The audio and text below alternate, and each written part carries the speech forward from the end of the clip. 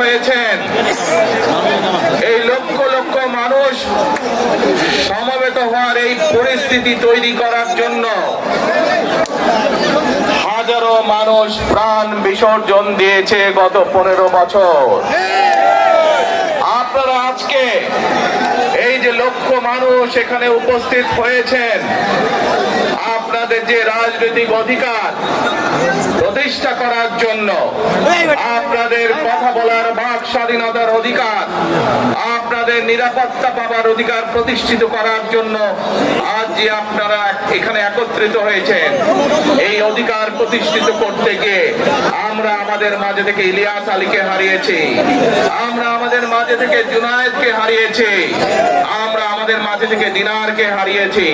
সারা বাংলাদেশে গত 15 বছর 16 বছরে যারা এই দেশ থেকে পালিয়ে গিয়েছে 1 বছর আগে, তারা যখন এই দেশের মানুষের টুটি চেপে ধরেছিল, তারা এই দেশের মানুষের বাক স্বাধীনতা কেড়ে নিয়েছিল, তারা এই দেশের মানুষের ভোটের অধিকার কেড়ে নিয়েছিল, তারা শুধু ভোটের অধিকার কেড়ে নিয়েই সন্তুষ্ট থাকেনি, তারা শুধু সাধারণ মানুষের কথা বলার অধিকার কেড়ে নিয়েই সন্তুষ্ট থাকে নাই, তারা ইলিয়াস আলী, জুনায়েদ, দিদারের মতন শত হাজারো মানুষকে তারা হত্যা করেছিল সেদিন। তারা বাংলাদেশের লক্ষ লক্ষ বিএনপি সহ লক্ষ লক্ষ সাধারণ মানুষকে গুম খুনের মামলা দিয়ে জর্জরিত করেছিল। প্রিয় ভাই বোনেরা, আমরা দেখেছি বিগত 15-16 বছরে উন্নয়নের নাম করে কিভাবে দেশের মানুষের সম্পদ লুটপাট করে বিদেশে পাচার করে দেওয়া হয়েছে।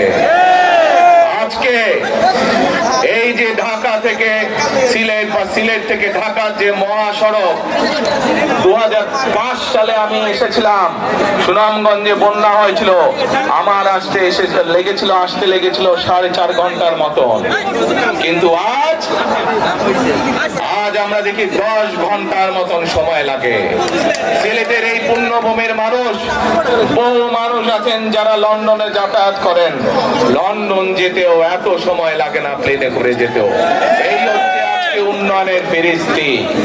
প্রিয় ভাই বোনেরা, গত 15-16 বছরে আমরা দেখেছি কিভাবে একের পর এক নির্বাচনে ব্যালট বাক্স ছিনতাই হয়েছে, কিভাবে আমিন নির্বাচন হয়েছে, কিভাবে নিশিরাতের নির্বাচন হয়েছে, এবং এই নির্বাচনগুলোর মাধ্যমে, তথাকথিত নির্বাচনের মাধ্যমে বাংলাদেশের মানুষের ভোটের অধিকার তথা রাজনৈতিক অধিকারকে কেড়ে নেওয়া হয়েছিল। আজ আমরা এখানে একত্রিত হয়েছি, সেই মানুষগুলোর জীবনের বিনিময় যারা আমাদের সকলের জন্য রাজপথে নেমে এসেছিল।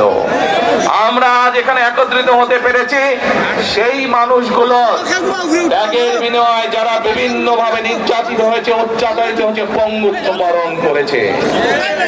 2024 সালের 5ই আগস্ট ছাত্র জনতার অভ্যুত্থানের ভিতর দিয়ে বাংলাদেশের মানুষ 71 সালে যেভাবে দেশকে স্বাধীন করেছিল,